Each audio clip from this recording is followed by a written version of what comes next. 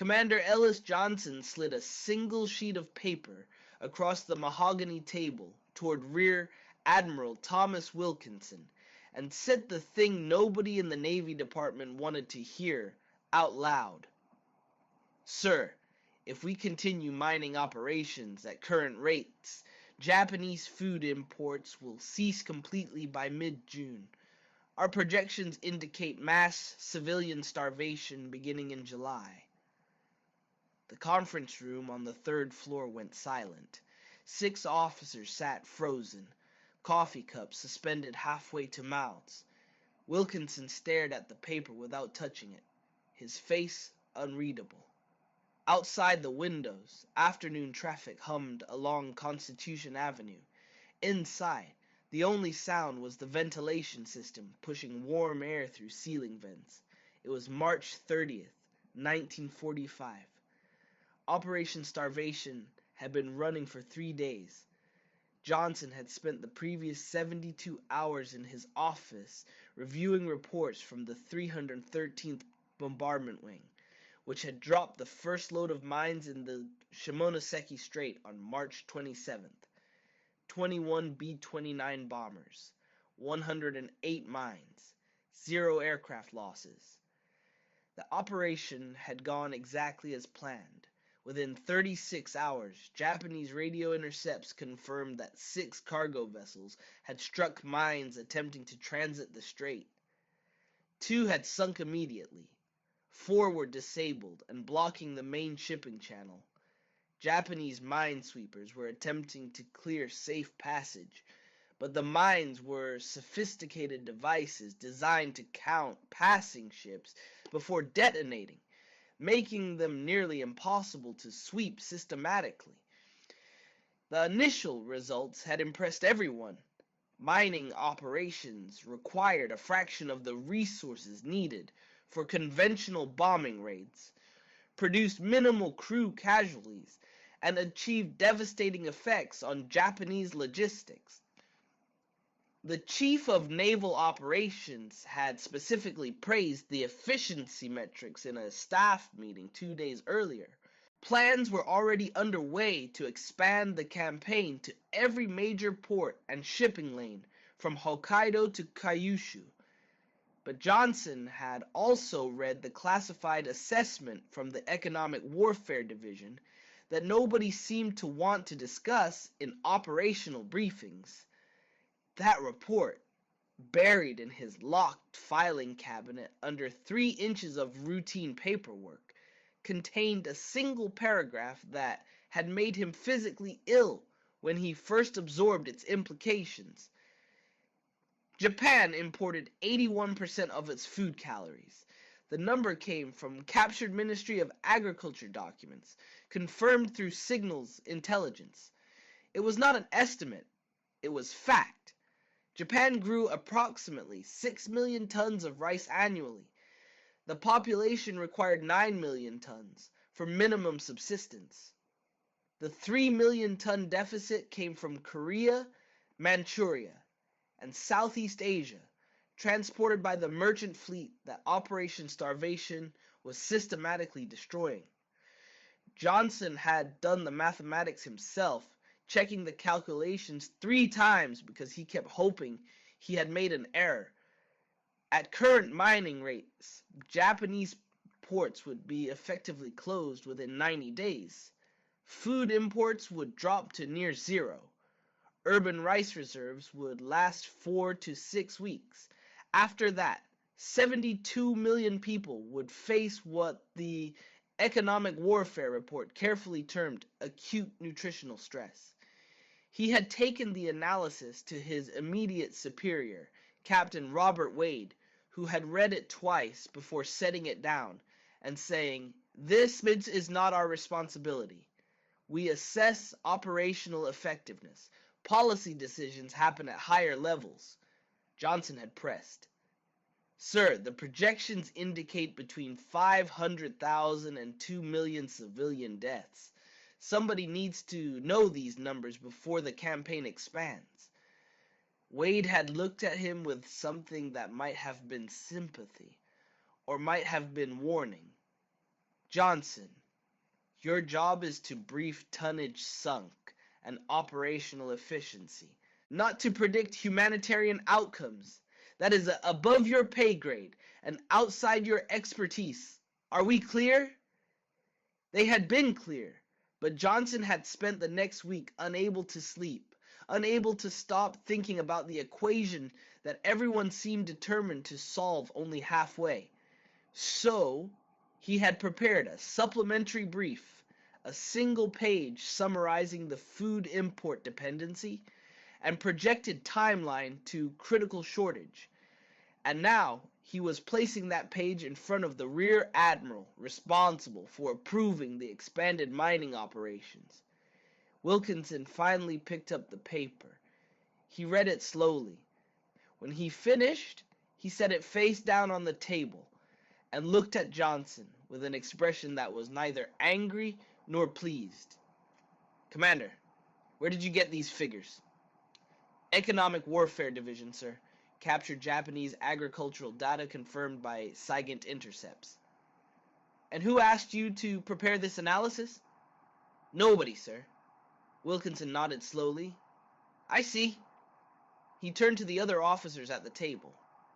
Gentlemen, could you give Commander Johnson and me the room for a moment?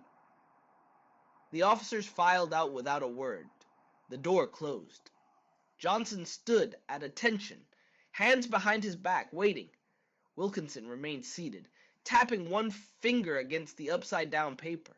When he spoke, his voice was quiet and measured. Commander, how long have you been with Fleet Analysis? 14 months, sir. And in that time, have you consistently demonstrated sound judgment? I believe so, sir. Then I am going to assume that you understand the position you are putting me in. Wilkinson leaned back in his chair.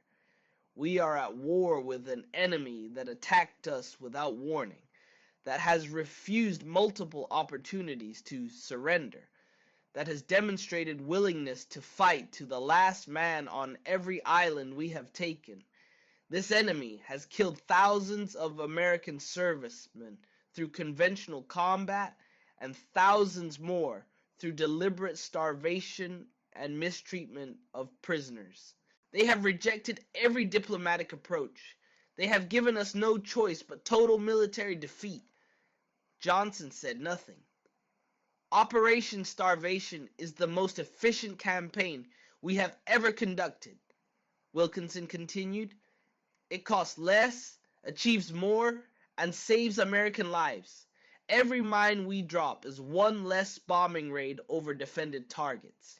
Every Japanese ship that sinks is one less supply run to their armies.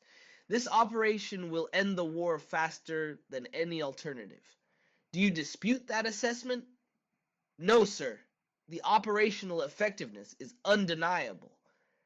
Then what exactly are you asking me to do with this information? Wilkinson picked up the paper and held it between two fingers like something contaminated. Stop the mining campaign?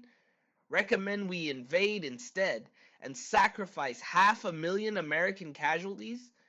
Write a memo to the Joint Chiefs suggesting we should allow Japanese food imports to continue while they use those same ships to reinforce their garrisons. Sir, I am simply providing complete data for the command decision-making. Command decision-making. Wilkinson set the paper down again. Let me tell you what command decision-making looks like at this level, Commander. It looks like choosing between American lives and Japanese lives.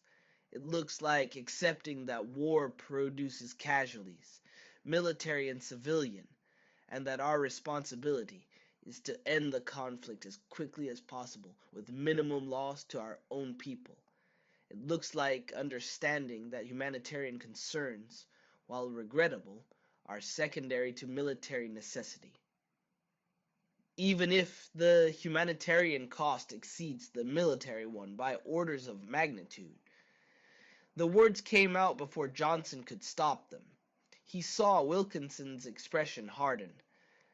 Commander, you are a talented analyst. Your efficiency reports are excellent, but you are also young, and you are thinking like an idealist rather than an officer. Let me be very clear about something.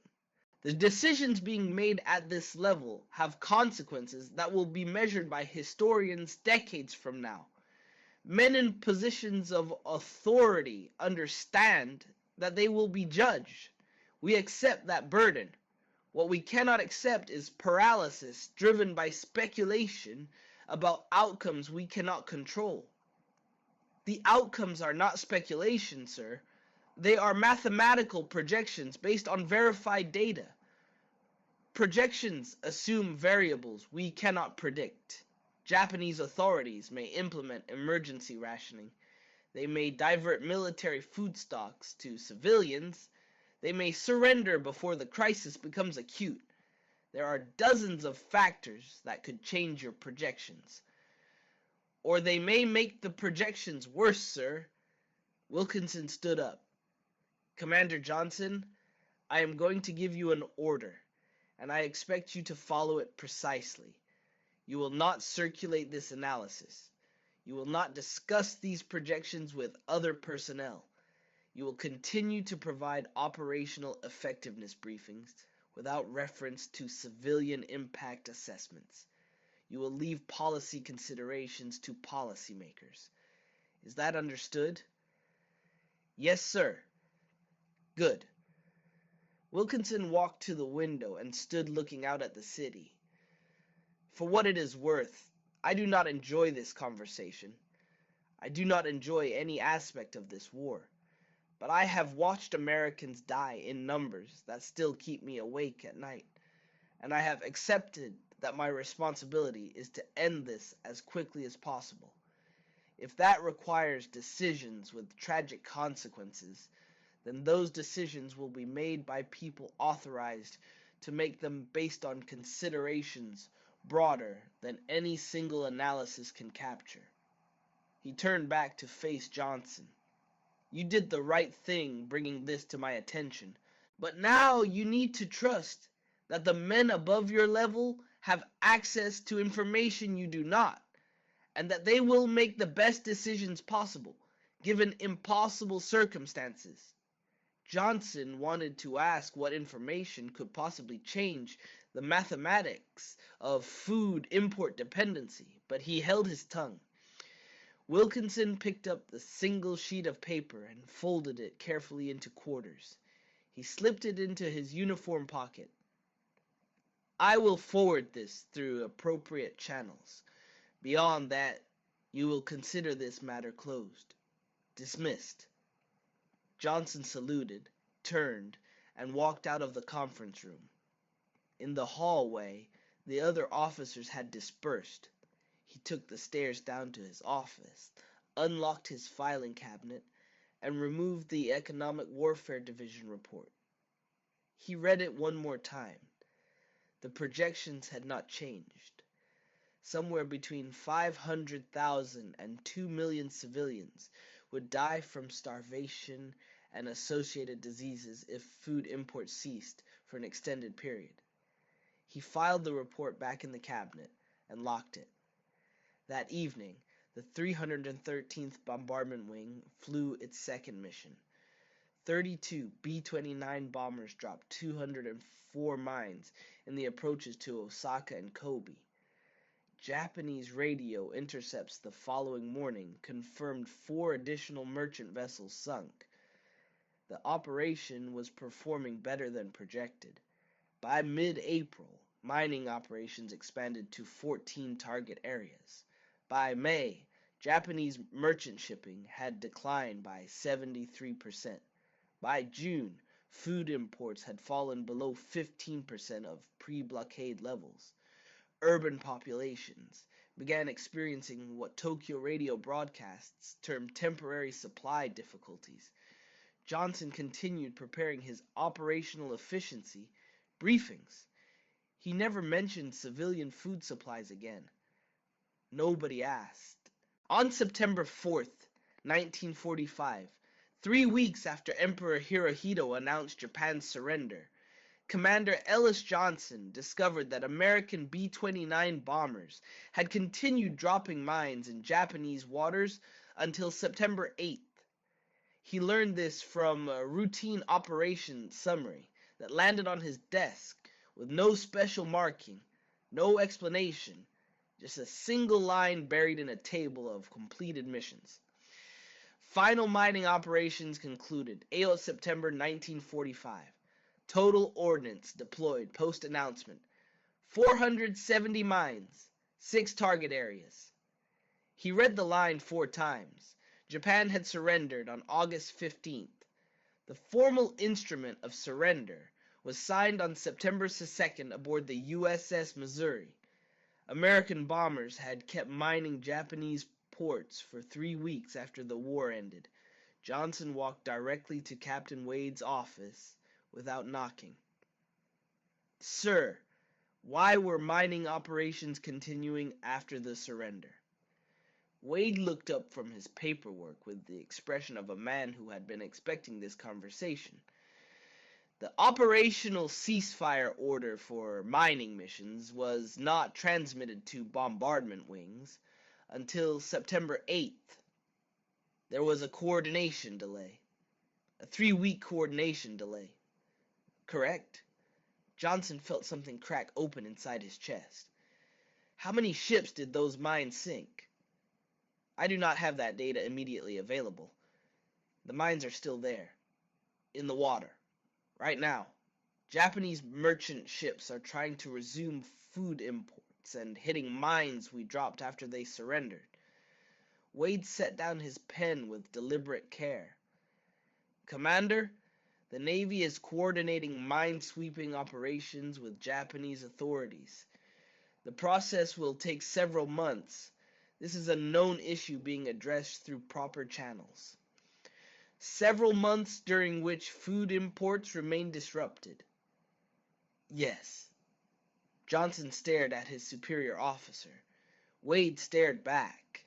Neither man spoke for a long moment.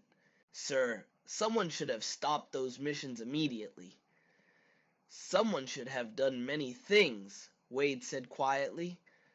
But communication in a global war is imperfect.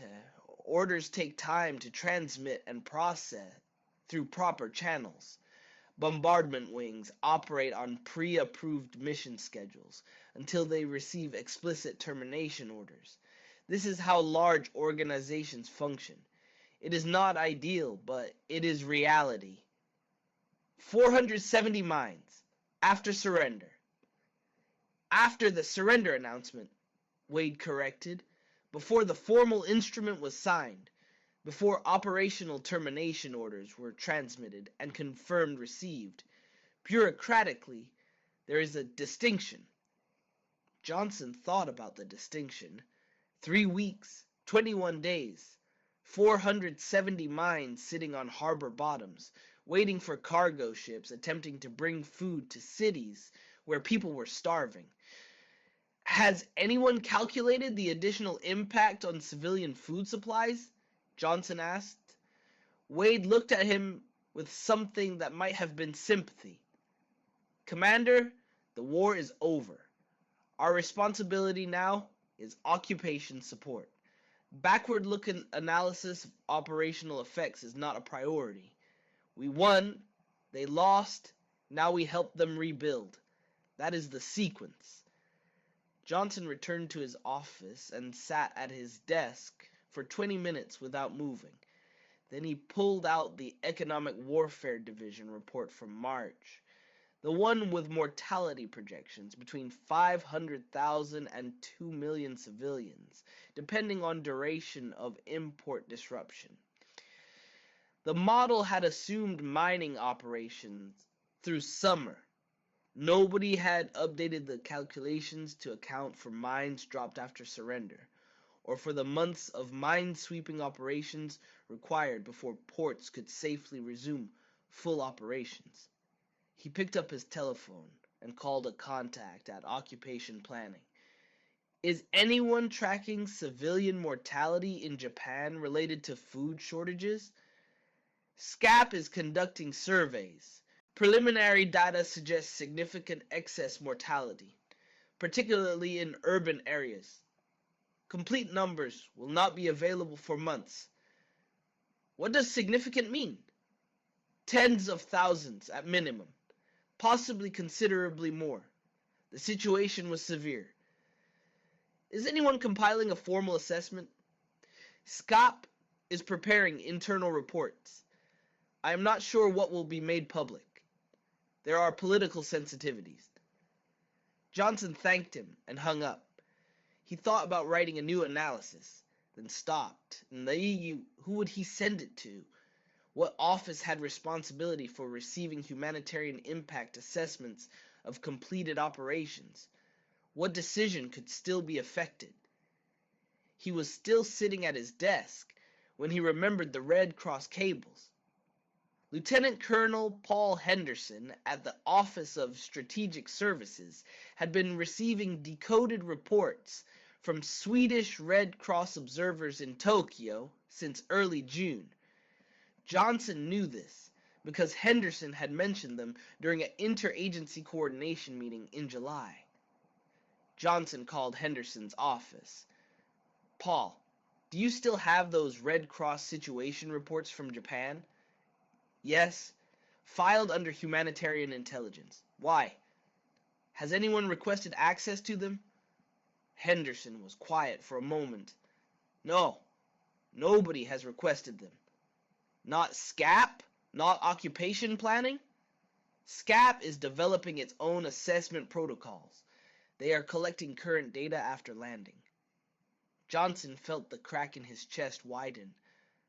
What did the Red Cross report say? Henderson's voice went flat, the tone of a man reciting something he had memorized against his will. First report in early June documented sharp increase in malnutrition, related hospital admissions. By late July, widespread food shortages in major cities. Rice rations cut to 40% of minimum subsistence. Hospital admissions for nutritional dystrophy increased by a factor of 7. Tuberculosis cases rising due to weakened immune systems. Infant mortality doubled. You filed these reports in June and July. Yes. Did you forward them to anyone with policy authority? I raised the issue with my section chief. He said humanitarian intelligence was not our mandate. We are economic analysis. Our job is to provide data when requested, not to advocate for policy positions. Johnson closed his eyes. So you filed them? Yes, under proper classification with appropriate access restrictions. If someone with policy authority requested humanitarian intelligence regarding Japan, the reports were available, but nobody requested them. No. After Johnson hung up, he sat in his office as afternoon light faded. He thought about reasonable decisions made by reasonable people within their proper mandates. Wade was right that large organizations require proper channels and explicit orders. Henderson's section chief was right that economic analysis does not make humanitarian policy recommendations. The bombardment wing commanders were right to continue pre-approved missions until receiving explicit termination orders. Every person had done exactly what they were supposed to do. Every procedure had been followed correctly. The system had worked precisely as designed, and somewhere in the gap between correct procedures and proper mandates, between economic analysis and humanitarian intelligence, between operational efficiency and policy authority, the mathematics had stopped being projections and become people. Johnson pulled out a blank sheet of paper. He wrote 3 lines. Operation Starvation, March through September 1945. Food import reduction, 93%. Projected civilian mortality, not calculated by any office with mandate to assess. He folded the paper and placed it in his desk drawer beneath the economic warfare report. Outside his window, streetlights came on along Constitution Avenue. In occupied Japan, mine-sweeping operations would continue through winter.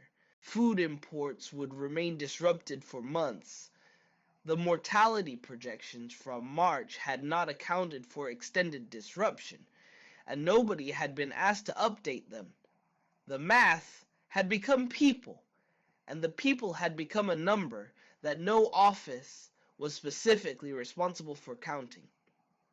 On March 14, 1946, Dr. Ichiro Watanabe submitted his final mortality report to the Public Health and Welfare Section of the Supreme Commander for the Allied Powers headquarters in Tokyo. The report was 73 pages long, typed on thin paper that had been rationed for official use only. It documented civilian deaths in the Tokyo metropolitan area between June 1945 and February 1946, attributable to malnutrition and associated diseases.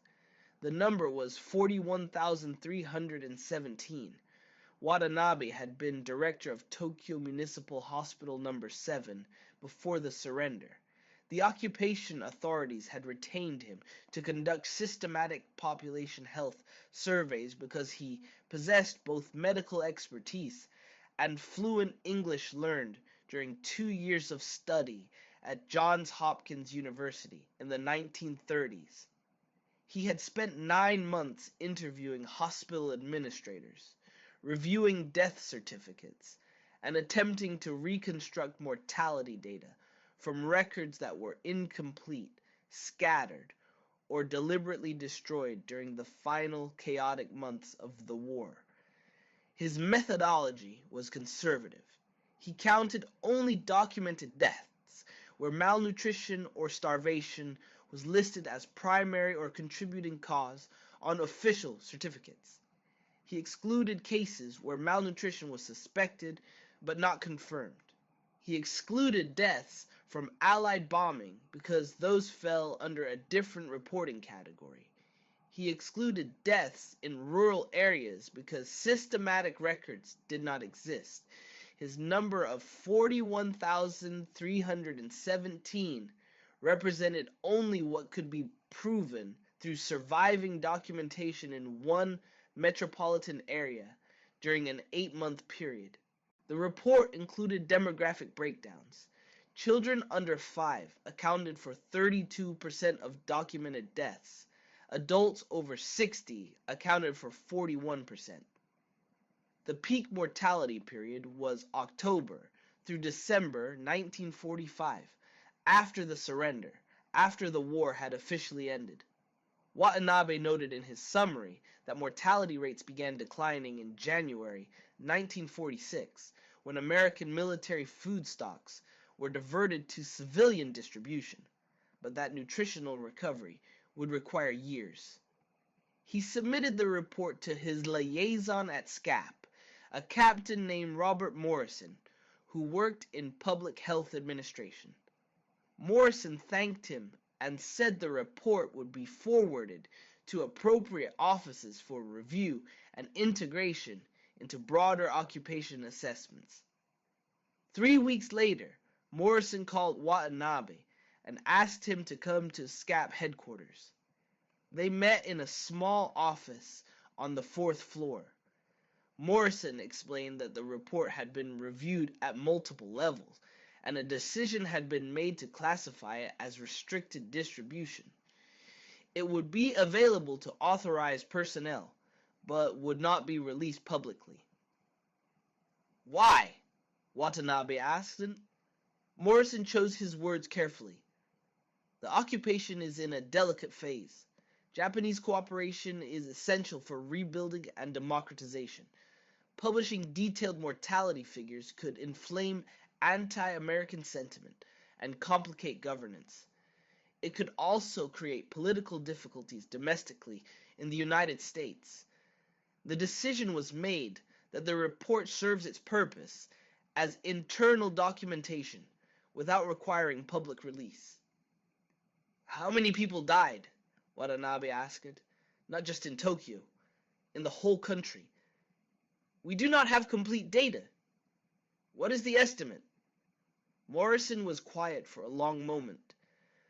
Off the record, preliminary estimates suggest between 600,000 and 1.2 million excess civilian deaths between June 1945 and March 1946, attributable to food shortages and related causes. But those numbers are highly uncertain. Record-keeping collapsed. Many deaths went unregistered. We may never know the precise figure. Watanabe absorbed this, and this will not be made public. Not at this time. Perhaps in the future, when the occupation is complete and passions have cooled. Watanabe returned to his hospital. He never spoke publicly about the conversation.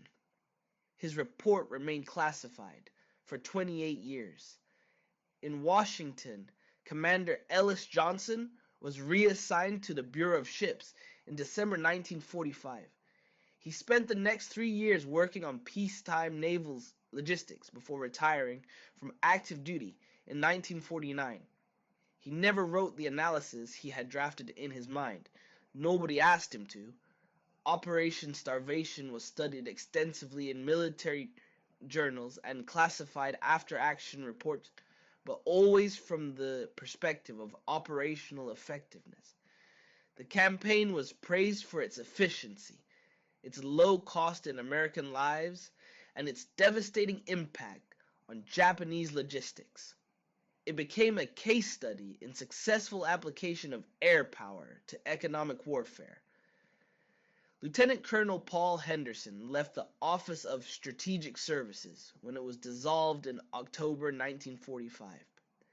He returned to civilian life and never accessed the folder of Red Cross reports again. The folder remained in a classified storage. In 1975, when documents from the OSS archives were being reviewed for declassification, a junior archivist opened the folder and spent an afternoon reading the cables from Lisbon. The archivist wrote a memo suggesting the documents had significant historical value. The memo was filed. The documents were declassified, but never systematically studied or integrated into standard historical accounts of the war's end. In June 1950, General Curtis LeMay, who had commanded the 21st Bomber Command during the mining campaign, was promoted to lieutenant general and given command of Strategic Air Command. His leadership during the final months of the Pacific War was cited as evidence of his tactical brilliance and understanding of strategic bombing. He received the Distinguished Service Cross, the Silver Star, and the Legion of Merit. In interviews and memoirs, he discussed the firebombing campaigns and the atomic bomb decisions at length. He rarely mentioned Operation Starvation, except to note briefly that mining operations had been highly successful in disrupting Japanese logistics. The morning of August 6, 1945, when an atomic bomb destroyed Hiroshima, became the symbolic moment that defined the war's end in public memory. The second bomb on Nagasaki 3 days later reinforced that narrative. The atomic bombings killed approximately 214,000 people by the end of 1945 through immediate effects and radiation exposure. The numbers were documented, studied, memorialized. Hiroshima became shorthand for the entire complex question of how the war ended and at what cost. Operation Starvation appeared in the official histories as a footnote. Military analysts studied the tactical innovations. Naval historians praised the cost-effectiveness. But the operation never entered popular consciousness. It had no single dramatic moment, no mushroom cloud, no clear before and after. It was a process rather than an event. It killed slowly rather than instantly. The deaths were dispersed across cities, and months rather than concentrated in seconds. And critically, most of the deaths occurred after surrender, during a period when attention had shifted to occupation planning and reconstruction.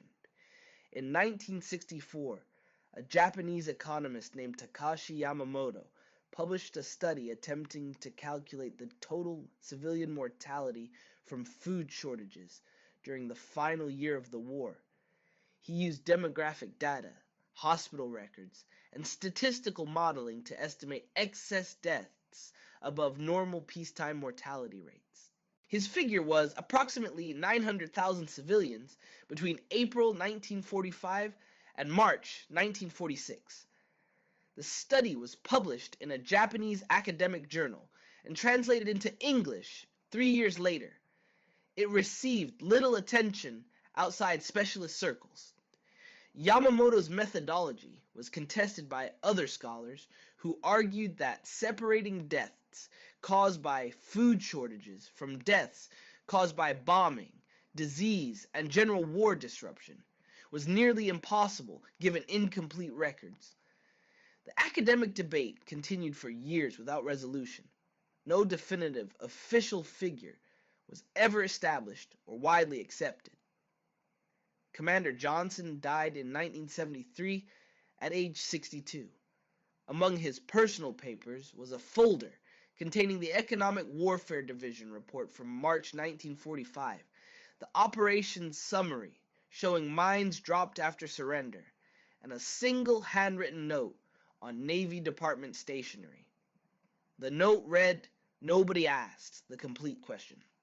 Dr. Watanabe died in 1981.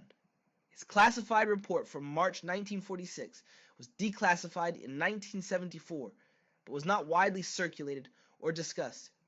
A researcher discovered it in the National Archives in 1989 while conducting unrelated research on occupation public health policy. The researcher wrote an article about it that was published in a journal of military history. The article noted that Watanabe's figures for Tokyo suggested national mortality far exceeding atomic bomb casualties, but that complete documentation did not exist to prove the full scope. Lieutenant Colonel Henderson died in 1992. His family found no papers related to his OSS service. The Red Cross cables he had filed remained in the National Archives, properly cataloged and accessible to researchers, but rarely requested. A graduate student working on a dissertation about humanitarian aid during World War II discovered them in 2003 and incorporated them into a chapter about neutral observers in Japan.